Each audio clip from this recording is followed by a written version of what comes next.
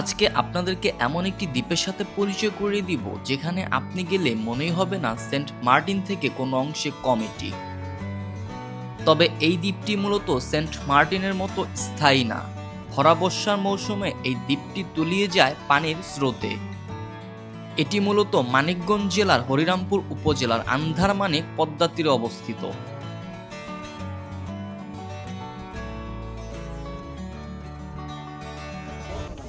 সালামু আলাইকুম এভরিওয়ান। তো রাইট নাও হচ্ছে আমরা আন্দারমানিক পদ্মার পাড়ে আছি। তো এখান থেকে হচ্ছে আমরা একটা নৌকায় উঠছি। বেসিক্যালি হচ্ছে আমরা ওই সামনে একটা দূরে চর আছে, চরে যাব বেসিক্যালি জনপ্রতি 50 টাকা করে।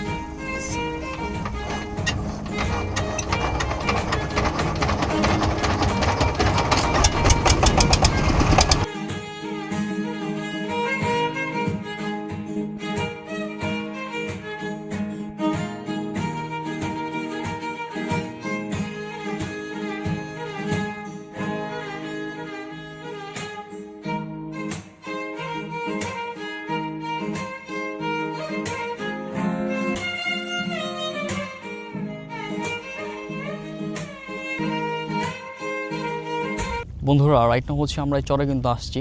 এটা হচ্ছে আপনার অলমোস্ট 10 মিনিটের মতো সময় লাগে আপনার আন্দারমানিক পদ্মার পাড় থেকে এই চরে আসতে। এখানে মূলত হচ্ছে একটা চর জাগছে, অনেক সুন্দর কিন্তু।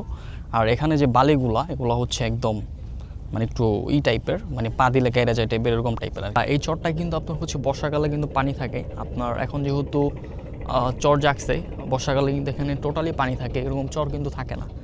তো আপনারা সিজন টাইমে আসলে কিন্তু এরকম চর পাবেন না আপনারা, বর্ষার সিজনে আসলে কিন্তু।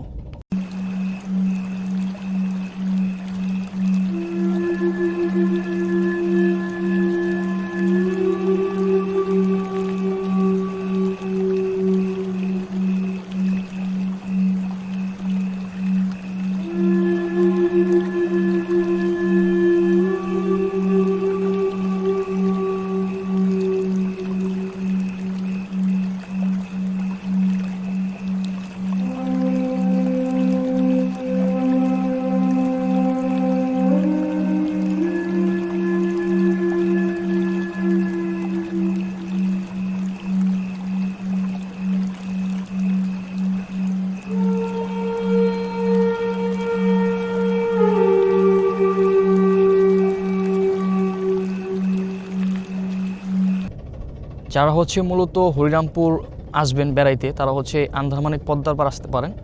তবে এটা হচ্ছে আমাদের বিক্রমপুরে যে মাওয়া ঘাট আছে, আমাদের মাওয়া ঘাটের মতো অত সুন্দর না।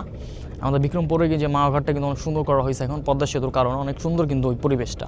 আর এখানে হচ্ছে বাঁধ দিয়ে রাখছে আপনার আন্দারমানিক পদ্মার পারে, কারণ হচ্ছে প্রতি বছরে কিন্তু এখানে নদী ভাঙন হয়, এই জন্য মূলত এই বাঁধ দেওয়ার কারণ।